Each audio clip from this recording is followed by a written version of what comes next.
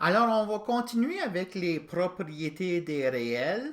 Et le but principal de cette capsule ici, c'est d'arriver à vous montrer que si je prends deux nombres réels A et B, aussi proches que l'on veut les avoir l'un de l'autre, il va toujours avoir une infinité de rationnels entre A et B et une infinité d'irrationnels. Donc, des irrationnels, ce sont bien sûr des réels qui ne sont pas rationnels. OK, alors ça va être l'objectif de cette capsule ici.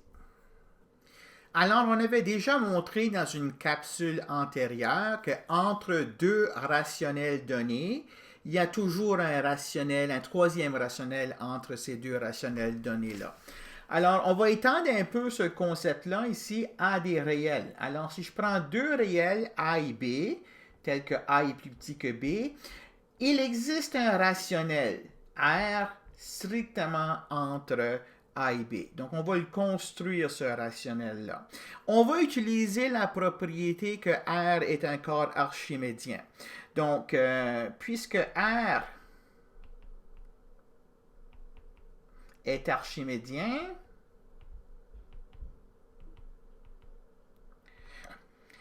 il existe un entier N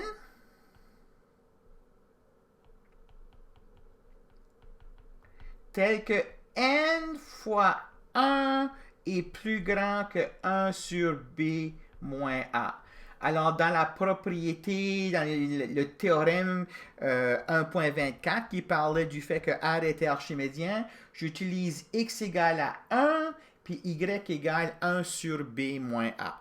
Donc, il existe un entier n plus grand que 1 sur B moins A. C'est la même chose que dire B moins A est plus grand que 1 sur n, qui est la même chose que dire que A plus 1 sur n est plus petit que B. Alors, je mets ça dans une case rouge et je vais m'en servir dans quelques instants. Donc, par la proposition 1.26 qu'on a vue à la dernière capsule, on sait que l'entier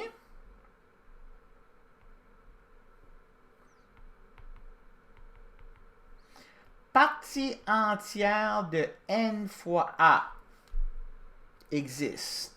Donc, le a ici, c'est le a dans l'énoncé, puis le n,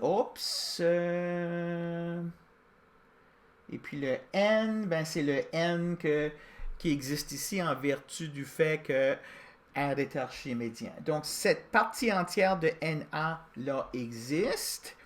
Alors, je vais poser M comme étant la partie entière de NA plus 1.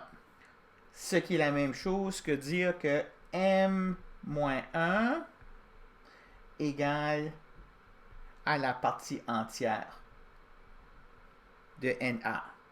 Donc, ça me permet d'écrire que M-1, qui est la partie entière de NA, c'est plus petit ou égal à NA, qui est plus petit que partie entière de NA plus 1, c'est-à-dire M-1 plus 1.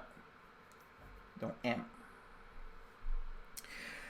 Donc, je vais ajouter 1 de chaque côté de cette double inégalité-là. Ça veut dire que M est plus petit ou égal à NA plus 1 et plus petit...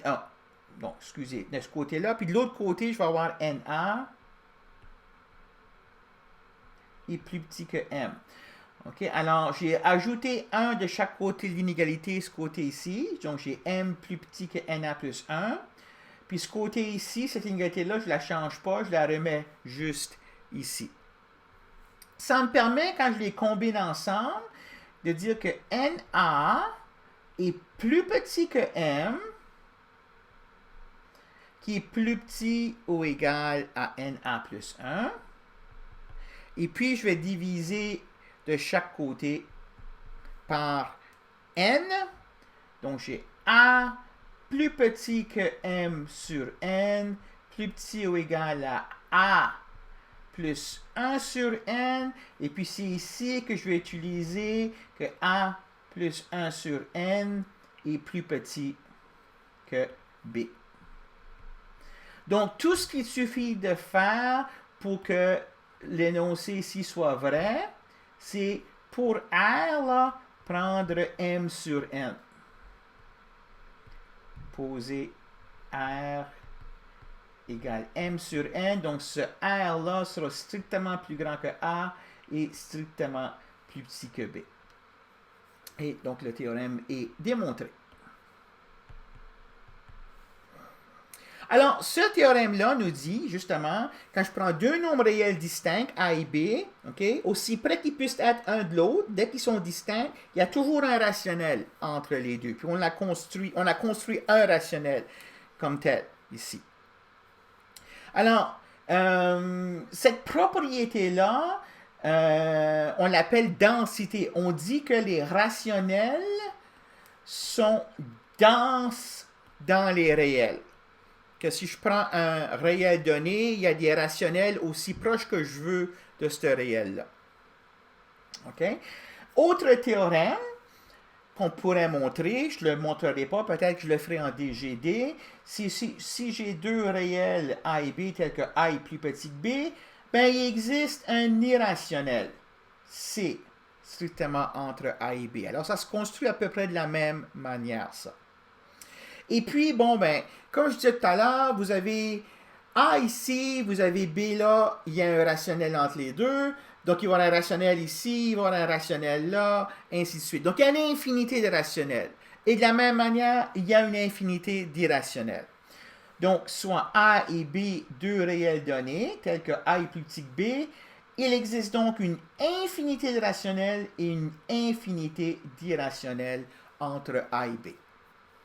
Okay? Alors, avec ceci, ça termine la capsule 7. Ça termine aussi le chapitre 1, où est-ce que j'ai fait ressortir les propriétés les plus importantes du corps des réels. Et on va se servir de ces propriétés-là à diverses reprises au courant du semestre.